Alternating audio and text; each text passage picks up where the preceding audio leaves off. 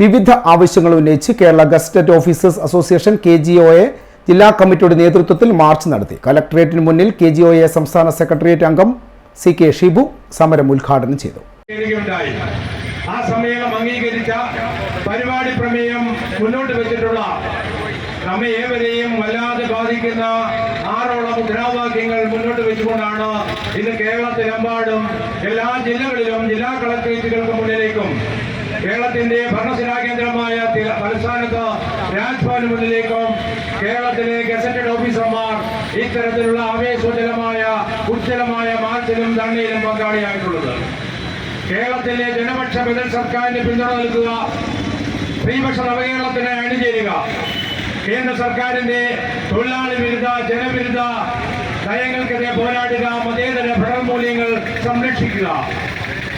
കേരളത്തിലെ ജീവനക്കാർക്കുൾപ്പെടെ ഇന്ന് ഏറെ ആശങ്ക ഉണ്ടാക്കിയിട്ടുള്ള പങ്കാളിത്ത പെൻഷൻ പദ്ധതി പിൻവലിച്ചുകൊണ്ട് നിർവചിത പെൻഷൻ മുഴുവൻ ജീവനക്കാർക്ക് അനുഭവവേദ്യമാക്കുക, ക്ഷാമബത്ത കുടിശ്ശിക നൽകുകയും കഴിഞ്ഞ ശമ്പളപരിഷ്കരണ കുടിശ്ശിക അടിയന്തരമായി അനുവദിക്കുകയും ചെയ്തുകൊണ്ട് പുതിയ ശമ്പളപരിഷ്കരണ നടപടികൾക്ക് ആവശ്യമായിട്ടുള്ള നടപടികൾ സ്വീകരിക്കുക.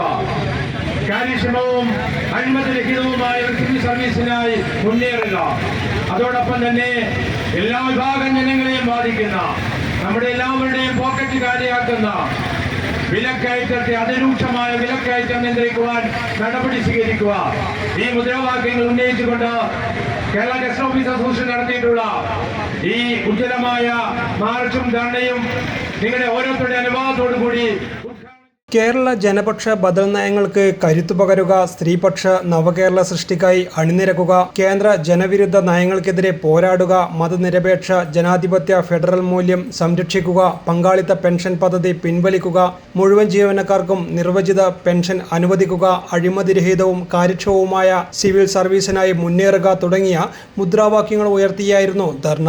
അസോസിയേഷൻ ജില്ലാ പ്രസിഡന്റ് K ഷാജി അധ്യക്ഷനായി. PP Santhosh Kumar, Anoop Kavanissery, TV Sindhu, doctor KM Reshmitha, KV Shijith, TO Vinod Kumar തുടങ്ങിയവർ സംസാരിച്ചു. News desk city news.